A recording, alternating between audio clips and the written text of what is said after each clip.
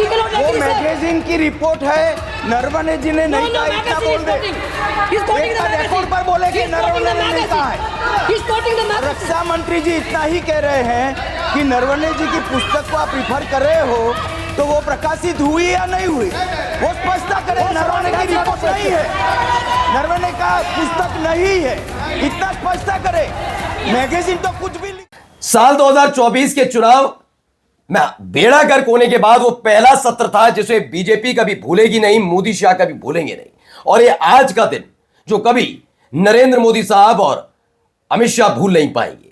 आज एक ही दिन में कई ऐसी घटनाक्रम संसद के अंदर घटे जिसने पूरी की पूरी मोदी सरकार को बेचैन किया। मोदी तो बेचैन थे ही थे, अमित शाह भी बेचैन नजर आए। राजनाथ सिंह को खड़ा करके कहा गया आपत्ति जताओ आपत्ति, लेकिन हालत यह हुई कि जब कोई जवाब नहीं मिला, हालत खस्ता हुई। तो खबर यह है दोबारा नेता प्रतिपक्ष यानी कि विपक्ष का सामना करने के लिए ना मोदी थे ना शाह, तो संसद छोड़कर जा चुके थे क्योंकि उनको पता था कि हालत खस्ता होने जा रही है। जनता तो सवाल पूछेगी ही ना। जो कोट कर दिया राहुल गांधी ने, वो अगर किताब नहीं है तो वो किताब क्यों नहीं बन पाई? 2 साल से वो लिखी हुई किताब प्रकाशित किसने उन्हें नहीं दी? उसमें जो लिखा हुआ है वो सच है या नहीं? लेकिन क्या वो सच है? तो इसी ने राष्ट्रवाद के नाम पर बीजेपी की अजमत बचाने के लिए उसे प्रकाशित होने नहीं दिया। यही नहीं, मोदी शाह के सामने कुछ ऐसा भी हुआ जिसके बाद मोदी शाह लोकसभा स्थगित होने के बाद जब दोबारा शुरू हुई तो नजर नहीं आए। आपको दिखाऊंगा बीजेपी के पूर्व नेता ने बजरंग दल के लिए क्या कहा। ममता बनर्जी का भी बयान सामने आया है। बहुत सारी खबरें हैं। नमस्कार, मैं हूं प्रज्वल गौतम और आप देख रहे हैं the live TV. The live TV, सच सबसे आगे। सबसे पहले जरा सुनिए, यहां ज्ञान की पंजीरी बांटी जा रही है। क्यों परेशान नजर आए अमित शाह, जरा सुनिए। वो मैगजीन की रिपोर्ट है। नरवणे जी ने नहीं कहा, इतना बोल दे। रिकॉर्ड पर बोले कि नरवणे ने नहीं कहा है। रक्षा मंत्री जी इतना ही कह रहे हैं कि नरवणे जी की पुस्तक को आप रिफर कर रहे हो तो वो प्रकाशित हुई या नहीं हुई, वो स्पष्टता करें। नरवणे की रिपोर्ट नहीं है, नरवणे का पुस्तक नहीं है, इतना स्पष्टता करे। मैगजीन तो कुछ भी लिख सकता है। ये कह रहे हैं मैगजीन कुछ भी लिख सकता है। हाँ, मैगजीन ये कुछ भी लिख सकता है कि नरेंद्र मोदी साहब विश्वगुरु बन गए। मैगजीन तो कुछ भी लिख सकता है जिसमें बताया जा सकता है टॉप 10 लीडर में नरेंद्र मोदी है। मैगजीन तो कुछ भी लिख सकता है ना। जैसे आजकल इंडिया टुडे लिख रहा है कि अर्थव्यवस्था चरम पर पहुंच गई है। मैगजीन तो कुछ भी लिख सकता है, यानी बेवकूफ बनाती है मैगजीन, ये अमित शाह ने माना। लेकिन अब आते हैं असली मुद्दे पर। कांग्रेस की देशभक्ति पर सवाल उठाए जा रहे थे सरकार की तरफ से। राहुल गांधी जी जवाब देने खड़े हुए जैसे ही उन्होंने पूर्व आर्मी चीफ जनरल नरवणे के बयान का जिक्र किया, अमित शाह और राजनाथ सिंह ने विरोध शुरू किया। विडंबना देखिए, जिस सरकार ने खुद आर्मी चीफ की किताब का प्रकाशन रोका, वही आज देशभक्ति का पाठ पढ़ा रही है।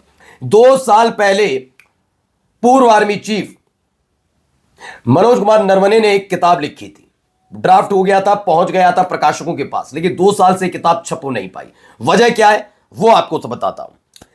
राहुल गांधी को संसद में मोदी सरकार ने बोलने नहीं दिया क्योंकि वो जनरल मनोज मुकुंद नरवणे की अप्रकाशित किताब 4 स्टार ऑफ डेस्टिनी का एक हिस्सा पढ़ना चाहते थे।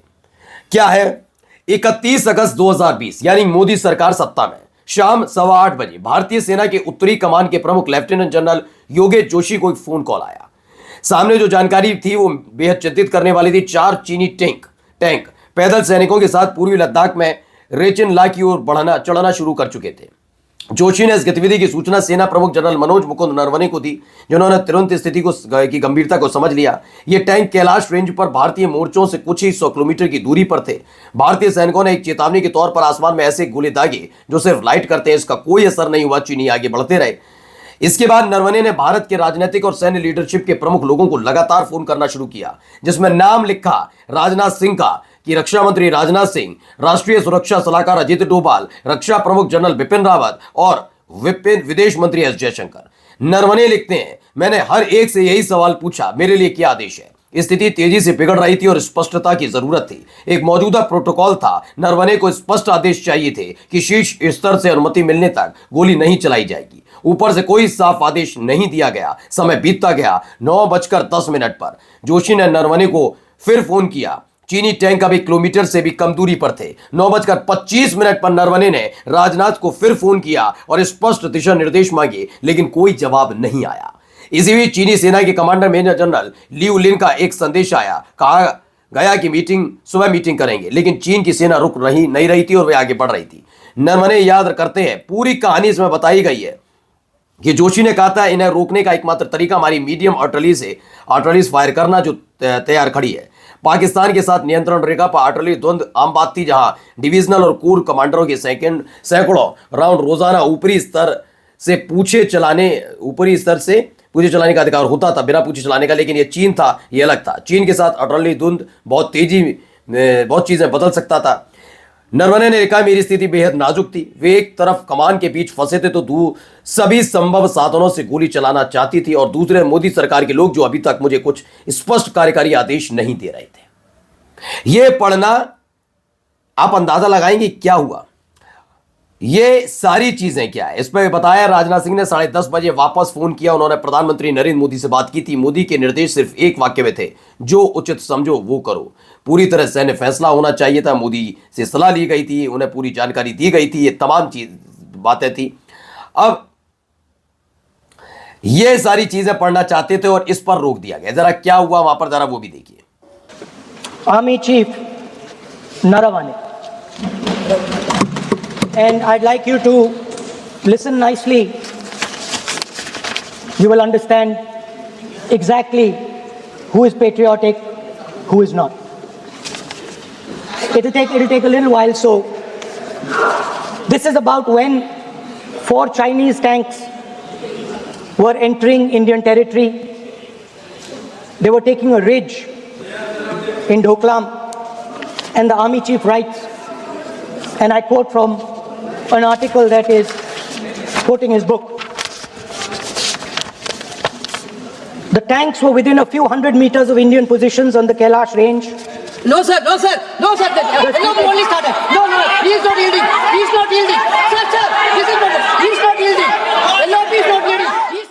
बस यहीं से इन्हें दिक्कत पैदा हो गई, क्योंकि नाम आने वाला था किस का, राजनाथ सिंह का, मोदी का नाम आने वाला था, एस जयशंकर का, तमाम लोगों का नाम आने वाला था। उससे पहले ही चीखने चिल्लाने लगे। पूर्व सेना प्रमुख जनरल मनोज मुकुंद नरवणे की किताब 4 स्टार्स ऑफ डेस्टिनी को अभी तक केंद्र की मंजूरी नहीं मिली। जनरल नरवणे ने 2 साल पहले ये किताब लिखकर प्रकाशकों को सौंप दी थी, लेकिन नरेंद्र मोदी सरकार ने अभी तक इसके पब्लिकेशन को मंजूरी नहीं दी। सवाल उठता है कि क्यों नहीं दी गई। इसमें अब ये देखिए क्या हुआ आज की कार्रवाई के बाद। ये तमाम चीजें हुई, इसके बाद लोकसभा स्थगित होती है। दोबारा 3 बजे जब लोकसभा की कार्रवाई शुरू हुई तो प्रधानमंत्री मोदी और गृह मंत्री अमित शाह सदन में आए ही नहीं, सामना नहीं कर पाए। इससे पहले दोपहर करीब 1:30 बजे तक जब नेता प्रतिपक्ष राहुल गांधी ने बोलना शुरू किया था तो प्रधानमंत्री आए थे और अमित शाह भी थे। अमित शाह राजनाथ सिंह ने राहुल के बीच में बोलने के बीच में चीन के मामले को उठाने को और किताब प्रकाश पत्रिका कोट करने के नियमों के विरुद्ध बताया। लोकसभा अध्यक्ष ने भी यही कहा। दोनों तरफ से भारी हंगामा हुआ। फिलहाल उसके बाद जब शुरू हुआ तो आते ही नहीं है, ना मोदी जी पहुंचते हैं और ना पहुंचते हैं अमित शाह। आइए कुछ और भी हुआ वहां पर, क्या हुआ देखिए।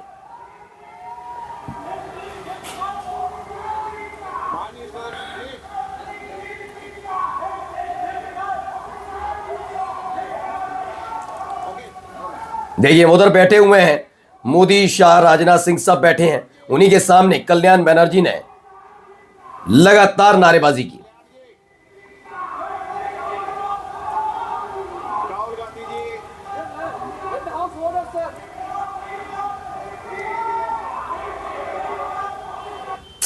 तो ये स्थिति थी, इसीलिए शायद वापस नहीं लौटे। अब देखिए प्रोफेसर डॉक्टर अरुण प्रकाश मिश्रा हैं, उन्होंने एक चिट्ठी है, पुरानी है शायद, उनका दावा जो है वो पूज्यवर अडवाणी जी, सादा चरण स्पर्श वंदन। आप मुझे और मेरे परिवार को अच्छे रूप से अच्छे तरह पहचानते हैं। मेरी पत्नी आनंदी जो भी ये हैं, जिस पर जैसे आप जानते हैं, मुझे अपनी व्यथा को आपके सामने पेश नहीं करनी चाहिए, लेकिन मैं इतने संघर्ष में हूँ कि मैं क्या कहूँ, कुछ समझ में नहीं आता है। सबसे पहले आपको ये बताना ज़रूरी है, जिससे कहता हूँ यदि कोई नहीं होगा तो मुझे आत्महत्या करनी पड़ेगी। नरेंद्र मोदी जिसको आप पहचानते हैं और उनका जो भी लिखा हो, जिसका मेरे परिवार का पतन हो रहा है, जिससे मैं बहुत दुखी हूँ, ये तमाम चीज़ें इसमें लिखा है। 4 साल से मेरी पत्नी मेरे से बातचीत भी नहीं करती है। नरेंद्र मोदी ने मेरी पत्नी को अपनी पकड़ में रखा हुआ है। ये तमाम चीज़ें इस चिट्ठी में। क्या है इसकी चिट्ठी की तथ्य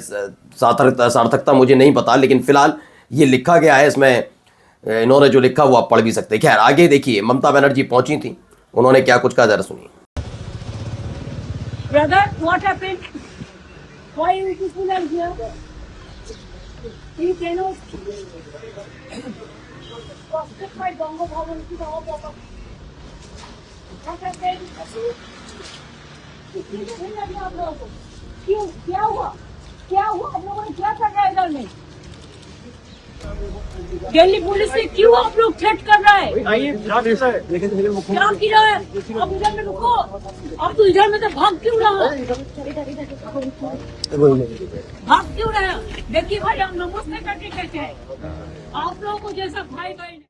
तो दिल्ली पहुंची ममता बनर्जी ने जब गंगा भवन के पास सामने खड़े सुरक्षा कर्मियों को देखा तो कहा कि दिल्ली पुलिस थ्रेट क्यों कर रहा है? आप लोगों के जैसे भाई बहन हैं, ऐसे कई लोगों के नाम बंगाल में SIR में कट गए, उनके लिए हम इधर दिल्ली आए हैं। ये वो कहती नजर आई सबके सामने।